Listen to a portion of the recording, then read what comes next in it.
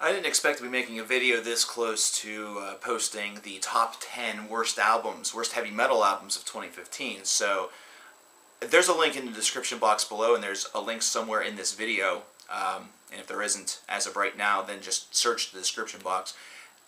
But we have to talk about this because for a lot of people, for a lot of fans, this is big news. And we're going to get into two things actually, but we're primarily going to be talking about the news that just came across the wire here, December the 22nd. It's about 6 p.m.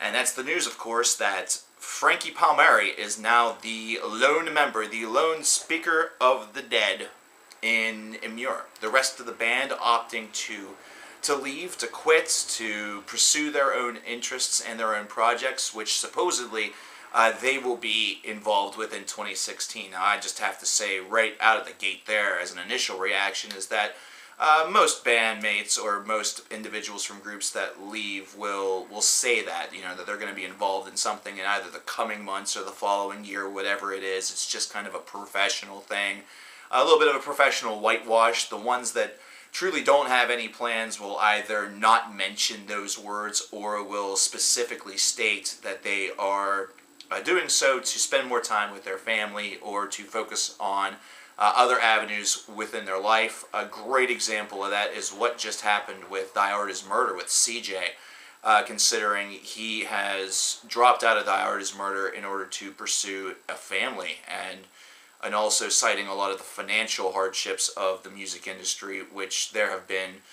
people that have been really sitting on either side, sort of firing back and forth at one another about. And before we get into this Emmure thing, I just want to state a quick take saying that this is definitely not a profession that you get into with the dream in your mind or the thought in your head that you're going to be a millionaire. If you want to do something like that, then you might as well try to hook up with a Ross Robinson or with somebody that is, performing or recording pop music. You might as well become a rap star. And if you are going to be a rap star, then you're going to have to consider some pretty radical surgery and really not infuse anything hard whatsoever into your sound, unless it's them hard beats, yo. But getting back to Emmure, this leaves Frankie all by himself, and I'm sure all of you guys you're waiting for me just to have this massive, super party, super explosion, and, all of a sudden I get little party hats, and Mittens comes out, and he's just trotting his, little asses in the air. He's just so happy, got that shit-eating grin on his face, and Pippin's gonna be like, meow, meow, meow, so happy as can be, I'm flashing middle fingers and all that, but, here's the thing. At times, I have the respect issue, where I have to really be a little bit above what I'm traditionally all about. So the only thing that I can really say for this band is that Emmure's future right now seems very much up in the air. Frankie, no doubt, will probably try to recruit some folks for this project to try to really make it, really make it still viable. Either that or he might go solo. Right now it's not as though anybody had committed a felony. It's not like they had done anything completely wrong. It's just a choice that they decided to make.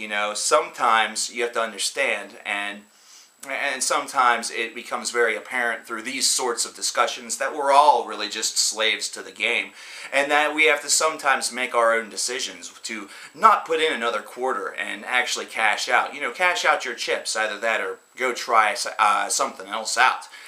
It's kind of odd considering the way the announcement was constructed. It didn't seem like Frankie and the rest of the guys were eternal enemies, but instead, whenever you look at Frankie's personal Twitter page, the only thing that you see is this, which some people are saying is him saying deuces to the remainder of the band, which, that's really whatever. It's one of those things that they kind of have to do whatever they need to do there, and they have to handle their problems behind closed doors, and they don't want to put it out there. That's respectable.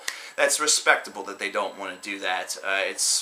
It's weird, though, that you don't typically say goodbye to the gallows without there being some sort of long or exquisite argument or some sort of beef going on behind the scenes. So this is something that for a group like Emmure, you can actually respect it a little bit. You can actually give it a little bit of what it is. We'll see if in the future it continues along those lines. But I want your reaction about Emmure's, destruction, I guess. With Emmure now being Frankie Palmieri and Frankie Palmieri alone. He now guides the ship. He is the captain. And he will guide them either to further success with other personnel, or it will be guided directly into an iceberg and will sink forever and be just a musical memory. But one final note about CJ from Thy Art Is Murder, and really for anybody who goes through this sort of thing, there are many people out there that give musicians grief whenever they complain about finances, that complain about the lacking of finance. And there are a lot of folks that feel that they are deliberately misrepresenting information or complaining that they are making a certain amount by playing music and not making more. Music is a tool, music is an art, and like many other arts, with the exception of the art of film, it seems, it's one that is financially going through a lot of hardship. We seem to be talking about a new group or a new individual from a band that has decided to step away almost every week.